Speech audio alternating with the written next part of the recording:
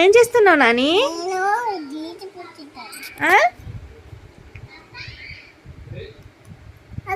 ఏనాది? ఏం రాసినావా? ఏనైనా? అమ్మో, నీకు పిండితో కూడా ఏడారం వచ్చేసిందా?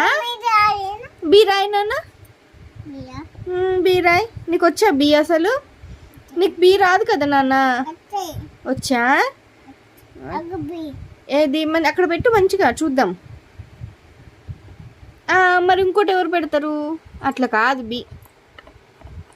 పిండితోటి ఏ చేస్తానా షాను? నువ్వు గుడ్గలమ్మ నువ్వు. ఇంకోటి ఇవ్వు, ఇంకొంచెం ఇవ్వు, ఇక్కడ పెడదాం.